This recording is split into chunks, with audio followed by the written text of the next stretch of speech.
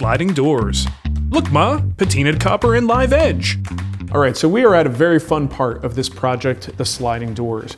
I think it's really fun because it's kind of one of those areas you can put your own spin on it. What I'm gonna do is gonna be very dependent on specific materials, and we'll get into that in a little bit, but you may not wanna copy exactly what I do. You may come up with some other idea. With these doors, the good thing is it's kind of like an add-on or almost an accessory to this piece because you could pop them in and out at will if they're constructed correctly. If you don't like what I make for these doors, you could just do a simple frame and panel. You could do a little raised panel. You could even just do some kind of a solid door if you want some sort of a no frills kind of look to it, very clean look. Totally can do that with just a simple little slab. The key with these doors though, it's the final measurements when it comes to this top groove and the bottom groove, because we have to be able to push this in with a rabbet at the top. You push it in and up and then drop it down without having the top fall out. So that's very careful measurements that will get us there. But for now, all you need to know is that the door basically goes from this inside edge to this inside edge, and then the height is going to be from the inside of this groove down to the bottom of this groove. That's our maximum door size. We're gonna trim it down further after construction, but that's about where you wanna build at so that we could fine tune it after the fact. We're gonna get into my doors. This is some experimental territory for me, things I haven't done before, but that's really where the fun is. And let's see what happens. Hopefully it works. All right, so I'm gonna try to convey the concept here so you know what we're after and why we're doing what we're doing. Still don't know if it's all gonna work, but let's try it. So my doors are gonna look something like this. Now in the middle, I'm gonna use live edge material. I'm gonna cut it into a veneer sheet. So imagine this is the boring walnut side, and then here's the exciting sapwood live edge that's gonna kind of just wave around like this. And I'm gonna repeat that pattern on this side. Kind of like this. So what's going to happen in the middle? This is going to be copper, and not just raw copper, new copper. I want to age it so it looks, you know, kind of cool and has a little bit more of a just antiqued kind of look to it. And the whole thing will just essentially be veneer. The back will also have veneer, and the core will be MDF with a walnut trim around the outside. So this is what we're focused on. Now, before I begin any of this, I need to know, can I get the copper to do what I want it to do, and how am I gonna make that happen? So I have to experiment a little bit first. Right, so this is the copper sheeting I'm gonna use. This is actually very, very thin. It comes in a small roll and longer. This is a full-size one, longer than we need. The fact that it's a little bit bent up, that's not gonna hurt anything. We'll be able to flatten that out. As long as there's no hard creases, I think we'll be okay. The real question though, is what do I need to do to it to get the look that I'm after? So yesterday we played around with a couple of different things just to see what would happen. This is a piece that got a little bit of a vinegar treatment, and we happen to have some 45% vinegar. This stuff is intense. I use this to kill weeds and to also anger Jay because he doesn't like the smell, but I do. This is what that turns out like. The problem is it's a little unpredictable. We had a soaked paper towel here, which is the area where you don't see any discoloration, but it's a little hard to control what happens on the outside. So we could play with that more, maybe with a spritz of a spray bottle, but this takes time. So same thing with this is a baking soda treatment, just using standard old baking soda and water, creating a paste, a little bit of a slurry, putting it on the surface and then leaving it there for a little while. I don't totally love the way it looks, but it's something, right? It's stepping in the right direction, but neither of these will happen very quickly. So what we're thinking about doing is bringing some flames to the party, because I tested it out and I took just a little stick lighter here, and this little section right there, that's actually what the flame did, and that looks cool. That's like bright orange, there's some deep color. It's gonna take a little practice, but we're gonna have some fun with the torch and see if we can't get the entire strip to discolor in a way that looks really, really cool. All right, so I already cut one of mine to length here, and these are still oversized. And I'm gonna cut my second one approximately to the same length, just using these metal snips, tin snips, I guess they are, I don't know. I'm not a metal guy, what do I know? But they actually cut really, really nice and clean. And I think this piece will be my practice piece, so I can get an idea what this process is like. Now to get these creases out of there, I'm just using the end of my jointer, and that kind of helps to flatten it out. You can take a couple passes on each side. Don't go too hard, because you'll put another crease in it. We're just trying to stretch it out and resolve some of those. I don't mind a little waviness, I just don't want obvious creases. All right, that looks pretty good. All right, we are outside. Even though I have a firehouse, I'm gonna do fire outside of the firehouse. And I don't know what to expect here, so I'm just gonna keep my distance, get closer as I start to see what the effect is, and we should be safe on this concrete pad here, so let's see what happens. Wish me luck.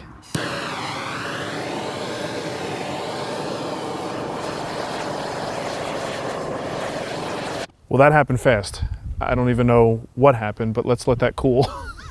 This is my backside, but this is backside sandpaper. It's double-sided sandpaper made right here in the Wood Whisperer shop. Grit on two sides means no folding and no frayed edges. You can get right into those intricate details, and when the edge is spent, a quick cut with scissors and you're back in action. These are also great for sanding inside and outside curves as well as complex profiles. Because of the two-sided structure, the paper is also incredibly durable and the grit lasts a long time. So if you want to check this stuff out, go to backsideSandpaper.com. Thanks for your support. All right, I hope this conveys in the video. That was really interesting. What seems to have happened, and someone who knows metallurgy and chemistry will probably know what's going on here, but when we heated the surface up, you see this waviness?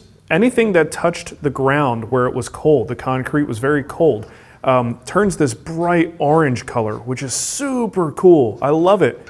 Right? And that's what we have here and here where it touched the concrete. But if it had a little bit of airspace there, it definitely went for more of just a simple aged copper appearance. And I'm okay with that because I really do want something that's kind of weird looking and maybe a little bit splotchy. So I think we got the green light to go here and just make this happen, and hopefully it'll look cool on a longer strip.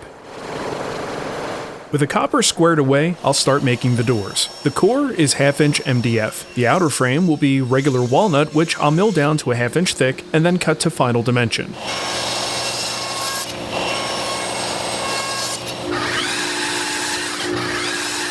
I can then glue these to the panel, 2 sides at a time, with a slight overhang on each edge. Once dry, I could trim the first edge flush using a little shim on the other edge so that the parts of the frame that are sticking out don't interfere with alignment. Then I flip the piece and trim the other edge flush. Now for the last 2 pieces. Once dry, I could trim the overhanging material. If the overage is slight, you can just sand the first edge flush and then use the table saw to trim the second edge. And this is where it's nice to have a drum sander. I don't want to remove much material here, just making sure that both faces are clean and flat. Now for the live edge veneer. This is all about careful planning and selecting the section of the board that I think will look best when sliced into veneer and book matched.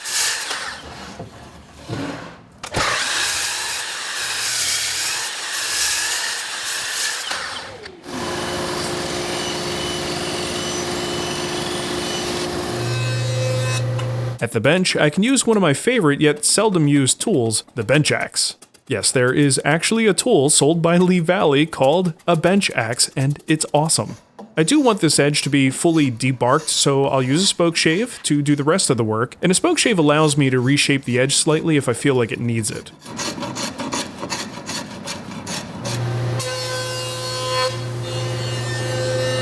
When veneering, you always want to have a backer material just to keep the panel balanced, so I'll use a little straight-grained walnut for that. And now I could resaw the boards into 1/8" sheets, followed by a drum sanding to 3/16, which is generally considered the magic number where solid wood becomes stable enough to glue to a sheet good.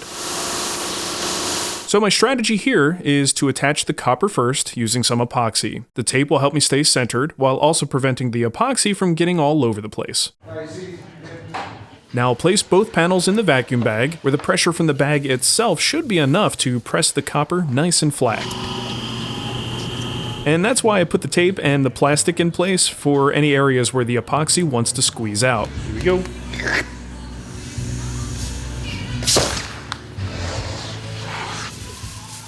Oh man, that worked like a charm. Hey! Now let's prep our veneer. The back panel is actually comprised of 3 pieces, so we'll edge glue them together first. Once dry, we can assemble the veneered panel. I'll start with the back and then focus on the front. I tried to think of different ways to account for the thickness of the copper and ultimately decided that it's so thin we could probably get away with just laying the live edge right on top of it. But since I don't expect wood glue to stick very well, I use some epoxy on the part of the veneer that contacts the copper. All right, come on, come on.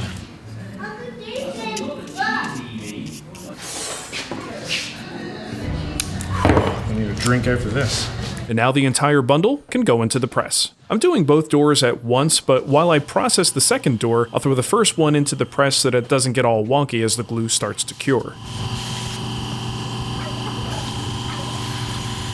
Now, I usually let my veneer overhang the panels ever so slightly, so after the panels are dry, I could flush trim at the router table.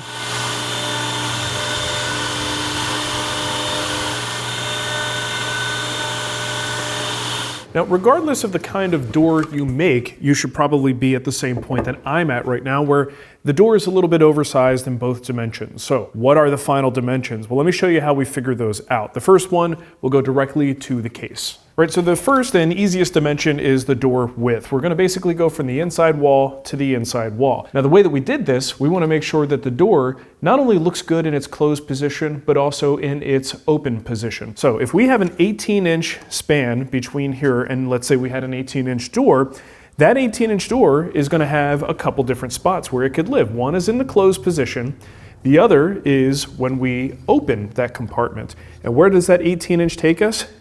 To this other surface, right? So we are basically making this so that we have three sections, 18, 18, 18, and either of these doors can occupy this internal 18-inch space.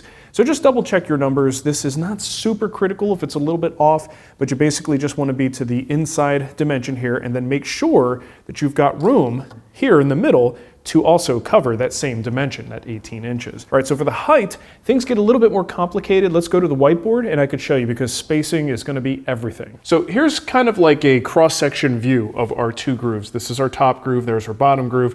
Let's just say this is the front of the sideboard and I've got two samples here. We'll get to that in a minute. So the door that's going to live in here will partially be in the bottom groove and partially in that top groove. But what does that actually look like? Well, first let's establish this. We know that we've got a 1/8 inch deep groove here, and this guy is 3/8 of an inch. So when we put our door in there, here's what we're going to wind up seeing.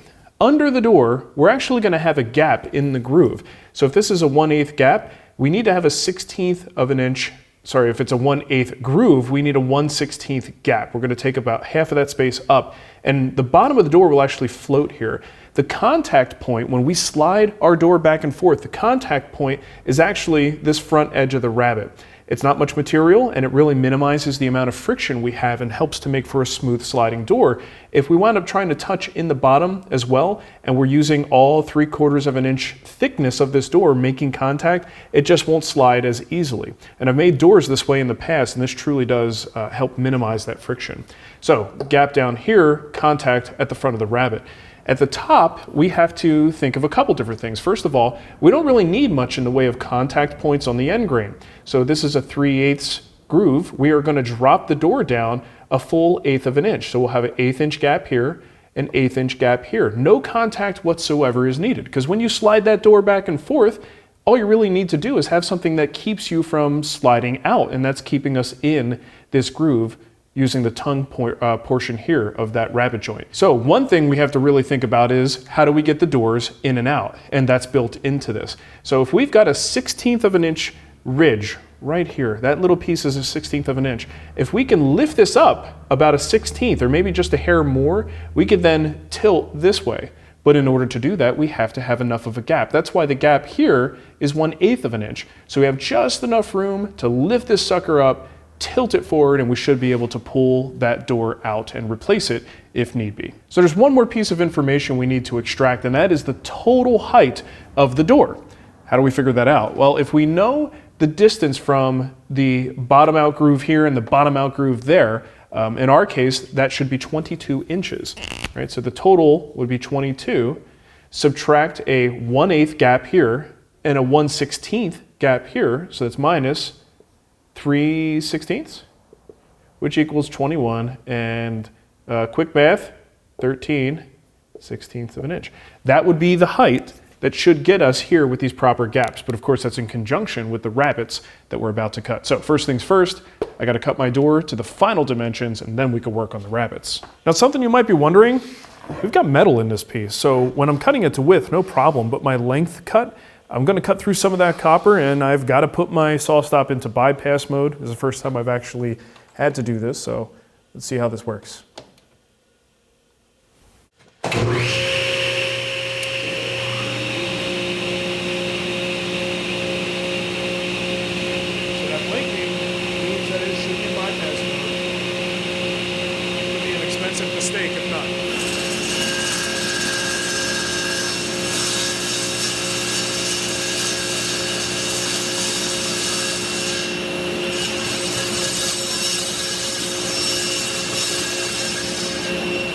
All right, so at the table saw, we're gonna make the top rabbet first. That means we need to have our fence position so that the dado is exposed by about a 1/2 inch. That's gonna put that 1/2 inch tall tongue on there. The height of the blade is set to about 1/4 inch. So if your doors end up at 3/4 of an inch, you're really concerned about how much material is left when you're done, because that's gonna dictate how tight it is in the groove. It could be undersized, but that just means that the door will rattle a little bit. So we're gonna aim, regardless of the thickness of this top, the blade height will be set so that it leaves us with about a 1/2 inch, a little bit under a 1/2 inch, because we know our grooves are a 1/2 inch wide. So you might do a little trial and error, sneak up on it if you have to. And once again, if you have a saw stop, cutting this way with the copper facing down, we are gonna make contact with that copper. So we gotta go in bypass mode for all these cuts.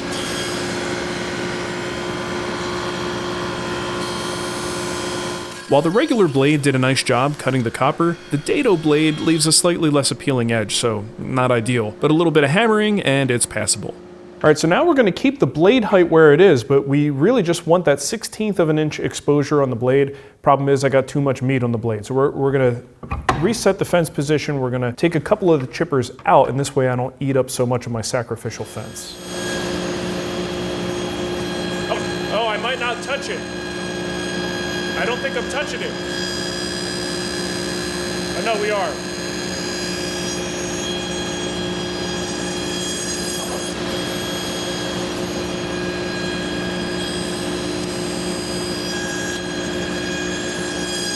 All right, now even with these tongues being just slightly under that 1/2 inch, we probably are not gonna be able to get this in just because of that angle, right? It just sort of makes sense. Now, the good thing is I haven't actually done any sanding on this panel yet. So before I worry about like fine tuning the size of this tongue, I'm gonna make sure I give the back of this a nice thorough sanding. The front won't impact the fit at all, but the back certainly will, and it has not been sanded yet. So let's sand that first. And then if we need to do further fine tuning, we could use a hand plane to do that.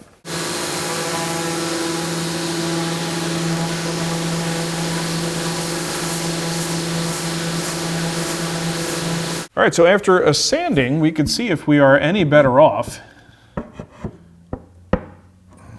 I mean, and there's no real reason to force it. If it doesn't go, it's just too big. So let's head to the workbench and see if we can clean this up a little bit. So I'm just gonna use the shoulder plane for this, and I'm gonna be careful here because remember, at the end, the interior core grain goes this way, so this is now cross-grained for that last couple of inches.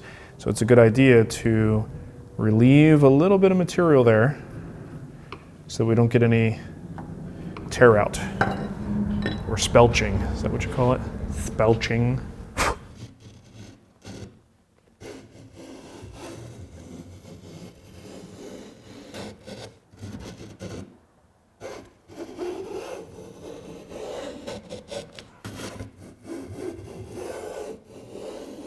Now, one other thing that can help with the tilting of this door is at the top here. On the back top portion, if we can actually add a little bit of a chamfer there, that will make life a little bit easier.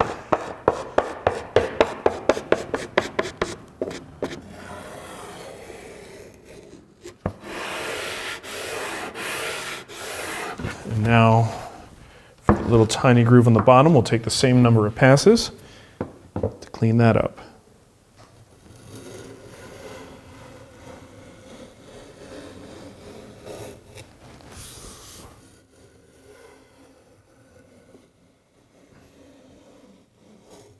All right, so let's see if we have a better fit now. And this is what we're looking for. We want it to slide up fairly easily, then drop back down, and that tongue on the bottom then finds the groove. And then we just slide back and forth like that. All right, so it's not gonna ride perfectly at this point. We don't have finish on these pieces.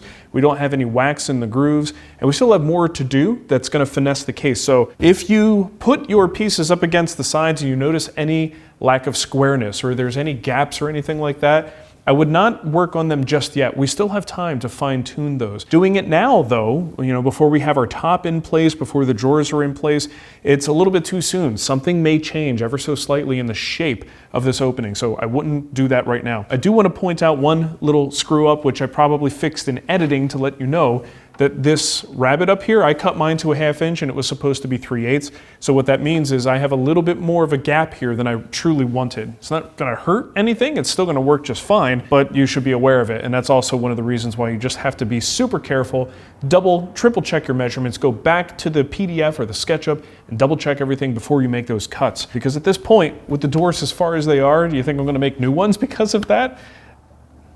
Should I make new ones? No, I shouldn't make new ones because of that. Why did I even say that?